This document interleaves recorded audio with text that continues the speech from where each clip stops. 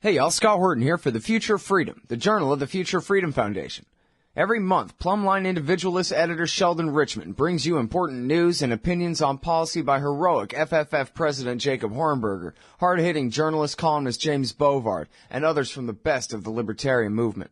The Future of Freedom tackles the most important issues facing our country, from the bankrupt and insane welfare and regulatory states to foreign wars and empire, the dismal state of our economy, and ongoing assaults on civil liberties.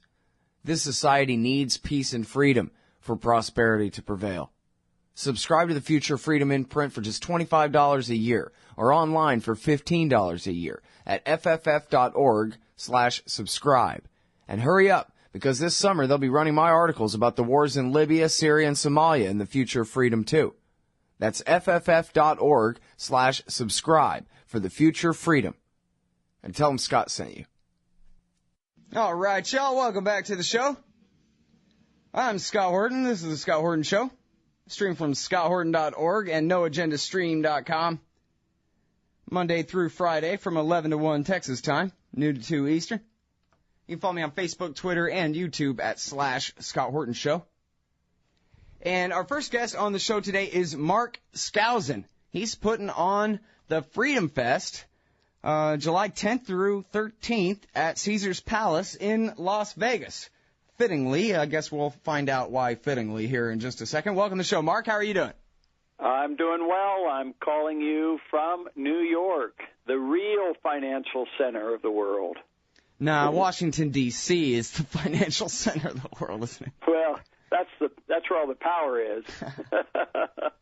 All right, now, Skousen, I recognize that name. Is it what your father, your uncle, or somebody wrote the book all about how the Soviets always did their banking at 120 Broadway in New York City, the financial capital of the world, which was instructive. That, I guess, helped explain how communism lasted as long as it did, right? Well, there are a lot of financing. Heck, the capitalists not only financed a lot of the Russian Revolution and problems there, but they did the Nazis as well, and there's lots of those kinds of stories out there. Yeah, absolutely. Well, it's a great book, and it's funny because I think sometimes conspiracy theorists attribute almost omniscient powers to the very most powerful and what they can do, out of proportion. But oftentimes libertarians completely dismiss that kind of thinking altogether. Being methodical individualists, it's sort of maybe hard to imagine plans that big and that bad and that long term actually ever being implemented. But it always seemed to me that. Yeah. I'm sorry, I was just going to say, it always seemed to me the only reason that the socialists were ever so successful in America in the 20th century is because they were doing their banking at 120 Broadway, too, and big business was perfectly happy with, new liberalism because it wasn't a challenge to them. It actually just helped them empower the government that they were the first to love, really. Well, I think that any time you make you have a concentration of wealth, that's going to encourage people to exercise their power, political power. I mean, the whole idea of crony capitalism, which is what we're talking about in essence, it is in a sense a conspiracy. People do conspire with their money, sometimes publicly, sometimes behind closed doors. The problem with the conspiracy is that it is a secret, tends to be secret, and so people who write books about secrets always have this problem as to how much of it is true and how much of it isn't. And I tried to make that argument that conspiracies do exist, but by nature, they're impossible to know exactly what happens unless we get somebody like we're having today where people are having the guts to expose the NSA, the IRS. These are all whistleblowers out there, and I applaud them for doing this. We really need to know what's going on with our government. Mm-hmm. Yeah, I think, the C word is just poison. I remember a long time ago a guy told me I guess when I was younger, much more of a so-called conspiracy theorist, and a guy arguing with me argued not any of the points I was making, but just that Look, it's just politics. Of course, arms dealers, farmers, bankers, pharmaceutical companies, anybody who has the ability to bribe the government into doing their dirty work is going to do their utmost to make it that way. There's no secret about that, and you don't need any secret society to see how it operates either. It's just called the boardroom. It's called a golf game. Well, yeah, it's that, and there are conspiracies out there. We just have a hard time figuring out exactly what they're doing. I mean, for many years, we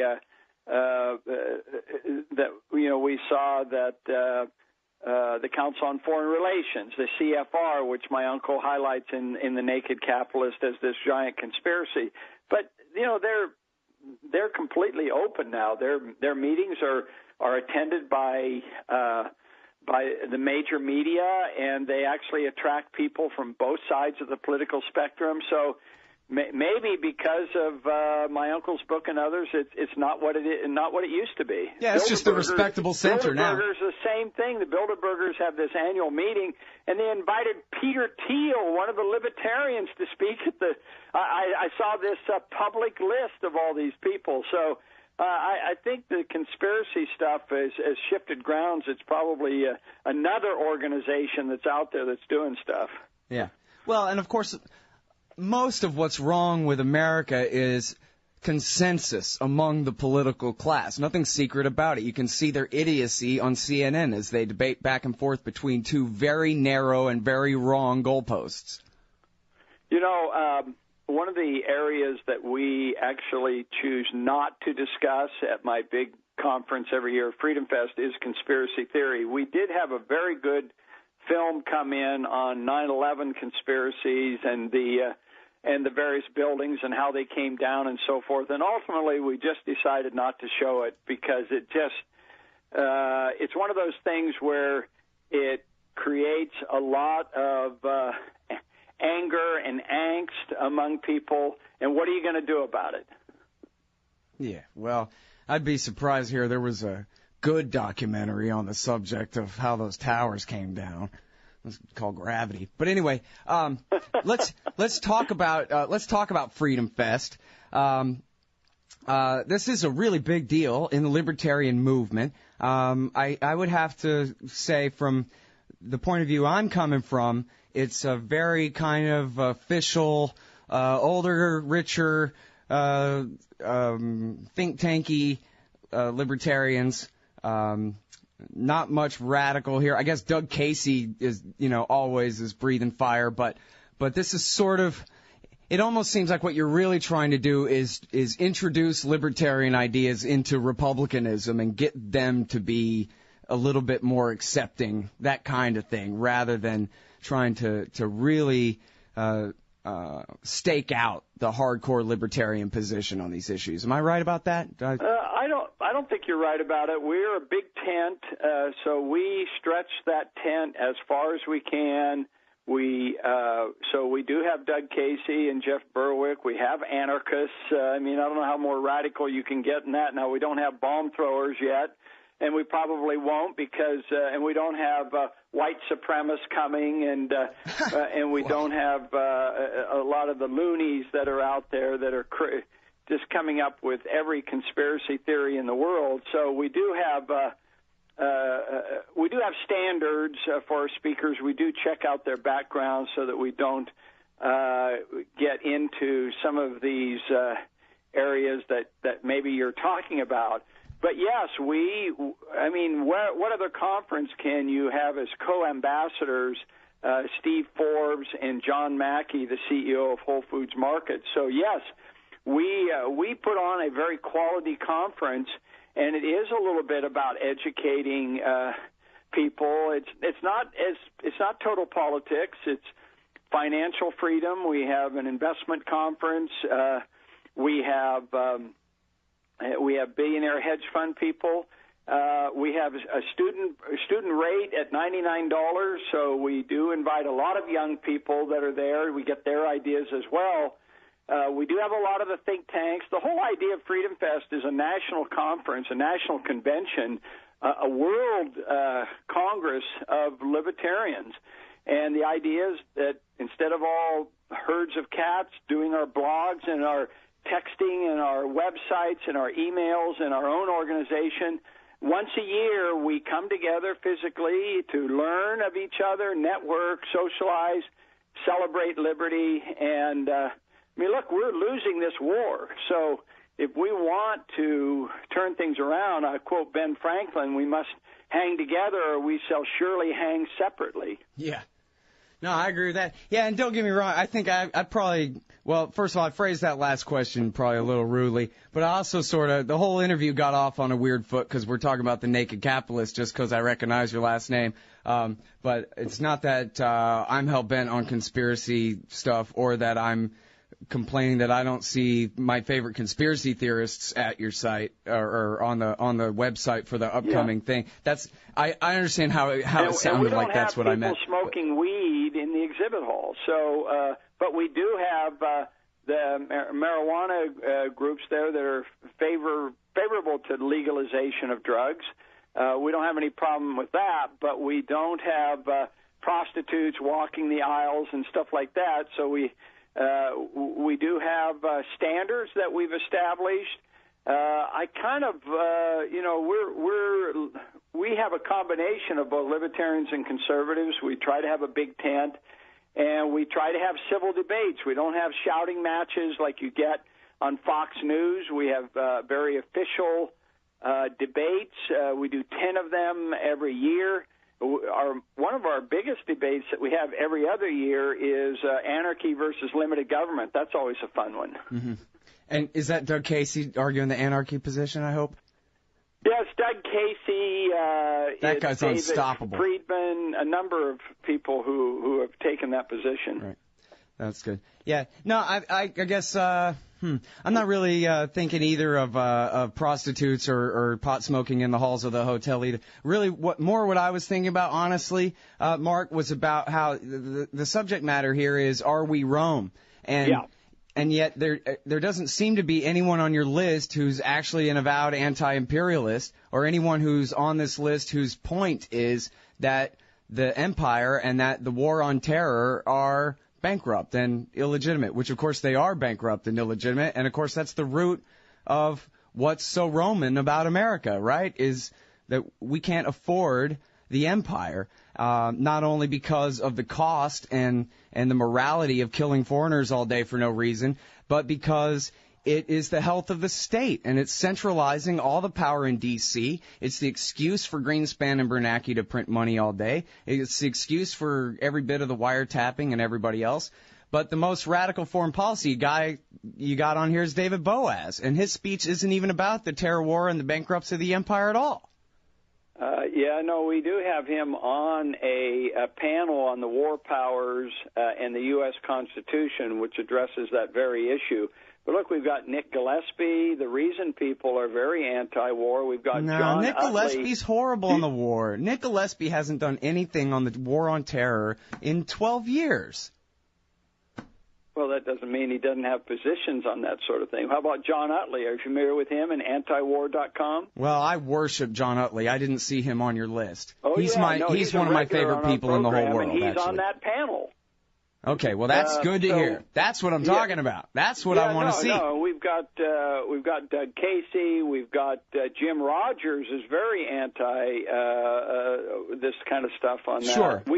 I should say we are putting the Republican Party on trial, and one of our issues is the Bush Doctrine and taking on the Republicans for promoting these unjustifiable wars in the Middle East.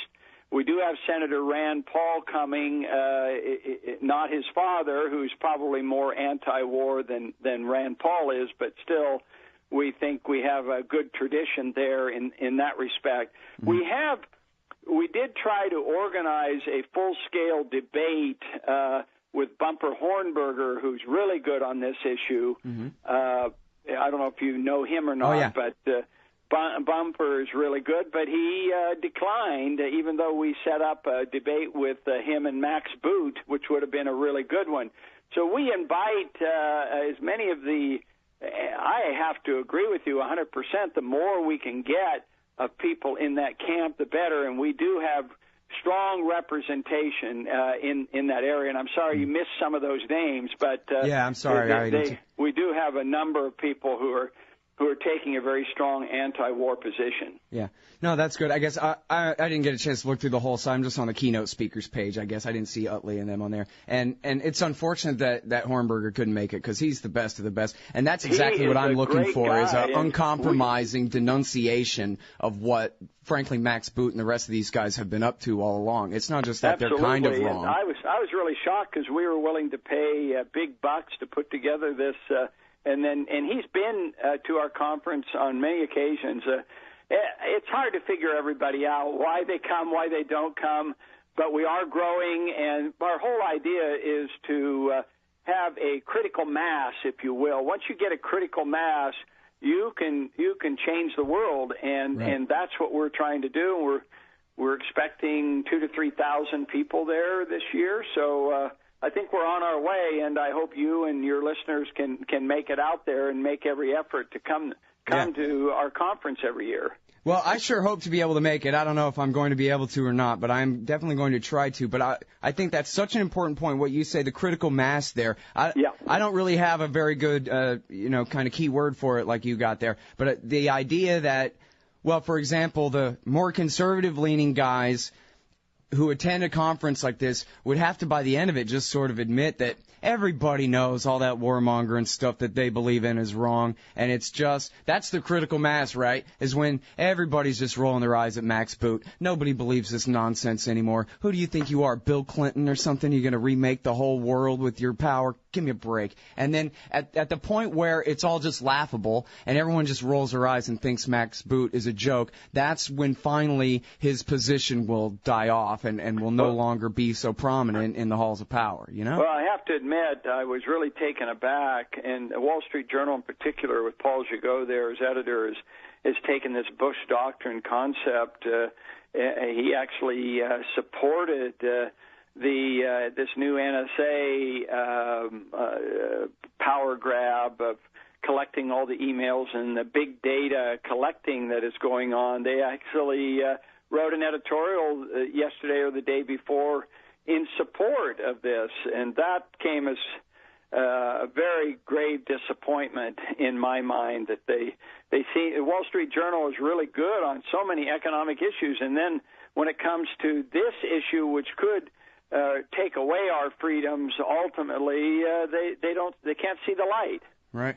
Well, Max Boot even just wrote a thing praising the appointment of Samantha Power, the quintessential do-gooder interventionist, saying, hopefully she'll be able to get us into war in Syria. I mean, there's somebody's always lost. Something out there where we can be do-gooders, isn't there? There's always some kind of war where we can liberate them and get them to think like we do. All right. Well, if you need somebody to debate Max Boot, I'll fill in. Good. Well, we were willing to pay his way out there and everything because he is fairly expensive being a member of the Council for Foreign Relations. Yeah, of course. Got to charge those high fees. On the other hand, I work for rock bottom prices, so. Oh, good. Yes. All right. Anyway, thank you very much for your time. Good luck with the conference. It looks like it's going to be a good one, and I hope it does go very well for you. If your people go to freedomfest.com, that's our website. Yep. I was just going to say that. All right. Thanks very much. Thank you. Bye. All right, everybody. That's Mark Skousen from markskousen.com. He's the economist behind FreedomFest. That's July 10th through 13th at Caesars Palace in Las Vegas. The world's largest gathering of free minds, FreedomFest at freedomfest.com. Over at AIPAC, the leaders of the Israel lobby in Washington, D.C., they're constantly proclaiming unrivaled influence on Capitol Hill, and they should be proud. The NRA and AARP's efforts make them look like puppy dogs in comparison to the campaigns of intimidation regularly run by the neoconservatives and Israel firsters against their political enemies. But the Israel lobby does not remain unopposed. At the Council for the National Interest, they put America first, insisting on an end to the empire's unjustified support for Israel's aggression against its neighbors, and those whose land it occupies, and pushing back against the lobby's determined campaign in favor of U.S. attacks against Israel's enemies. CNI also does groundbreaking work on the trouble with evangelical Christian Zionism and neocon-engineered Islamophobia and drumming up support for this costly and counterproductive policy. Please help support the efforts of the Council for the National Interest to create a peaceful, pro-American foreign policy. Just go to councilforthenationalinterest.org and click Donate under About Us at the top of the page. And thanks.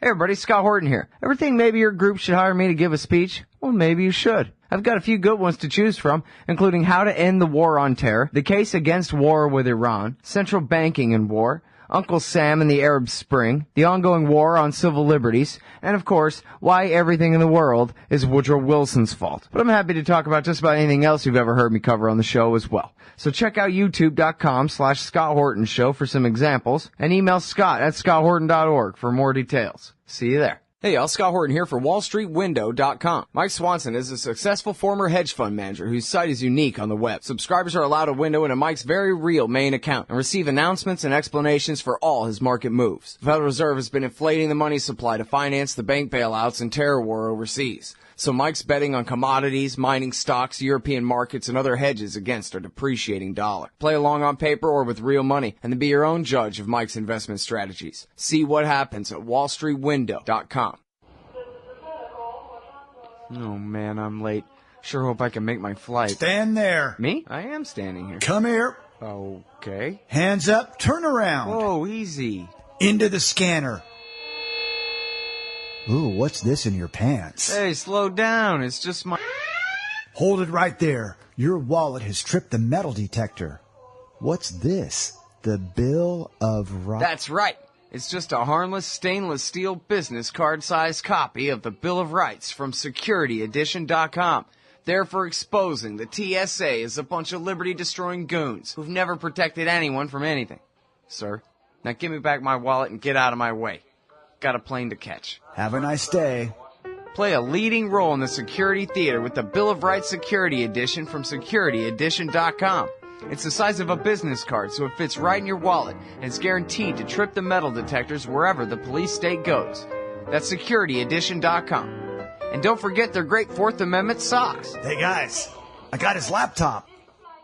Admit it, our public debate has been reduced to reading each other's bumper stickers. Scott Horton here for LibertyStickers.com. I made up most of them, and most of those when I was mad as hell about something. So if you hate war, empire, central banking, cops, Republicans, Democrats, gun grabbers, and status of all stripes, go to LibertyStickers.com, and there's a good chance you'll find just what you need for the back of your truck. Own a bookstore? Sell guns at the show? Get the wholesaler's deal. Buy any 100 stickers and they drop down in price to $1 a piece. You can spread the contempt and make a little money too. That's LibertyStickers.com. Everyone else's stickers suck.